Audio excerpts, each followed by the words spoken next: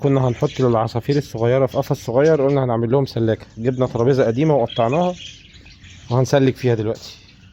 ودي الأرضية بتاعتها، ودي عشان تبقى سلاكة للرز.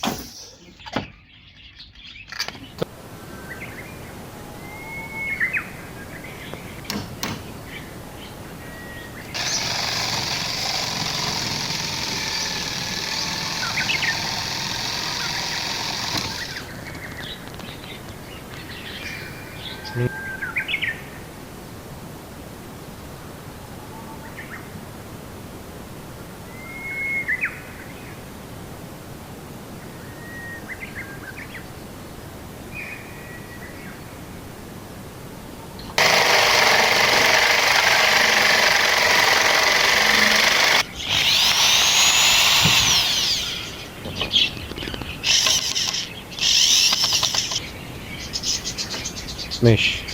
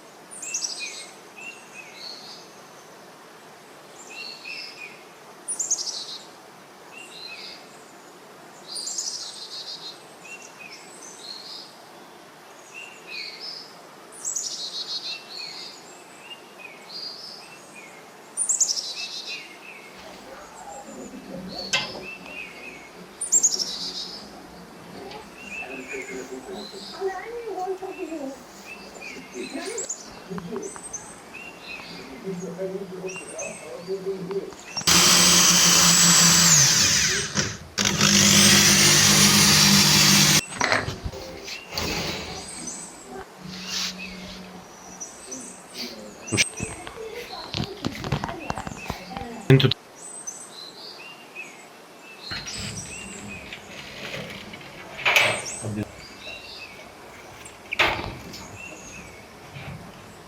تخلوا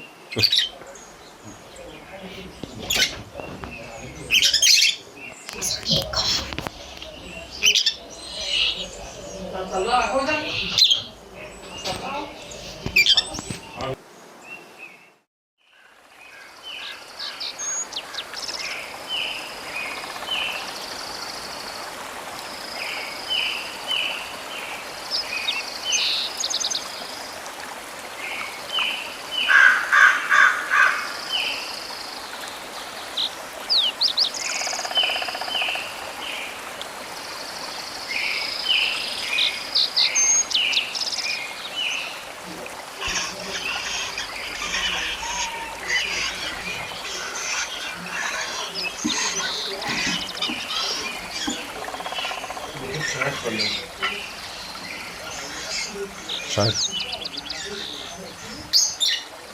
مطار زي ما بيقولوا كده، مساكن شعبية. هنعمل هنا عشة، وهنعمل ناحية تانية عشة. الأخضر ده والأصفر اللي واقف هنا ده، دول اللي هم كانوا متجوزين وقدام وكانوا بيخشوا العشة. فاحنا هنا حطينا عشة واحدة، والجديد بقى الدكر ده داخل. عايز أول ما حطينا الكارينا داخل حجز العشة، وعايز وتقريبا عايز يحجزها كده، واقف على الباب مش عايز حد يخش. والاخضر ده عشان مفيش غير عشه واحده، وطبعا دي كانت بتاعتهم الاول، فعمالين يتخانقوا مع بعض ويقفلوا على الباب. وده واقف كده زي الغفير مش عايز حد يخش، لحد ما نركب لهم بقى العشه التانية هنا. ودي كده تبقى كومباوند المساكن الشعبيه لعصافير الروز. طبعا ده كده تجهيز لو انت عايز بقى تعمل المشروع كده في البدايه وتربي طائر الروز، فلازم تجيب كذا كوكتيل تحطهم، يعني كذا جزء تحطهم مع بعض عشان تشوف مين اللي هيولف على مين. وتبدأ ان انت تفصل بقى. واحنا لسه بنجرب يعني التربية الجماعية، عاملينها في الاسترالي وتقريبا يعني نجحت، بس هم لسه ايه ما بضوش جوه يعني. فهنجرب بقى في الروز كده نشوف التربية الجماعية معاهم هتنفع ولا لا.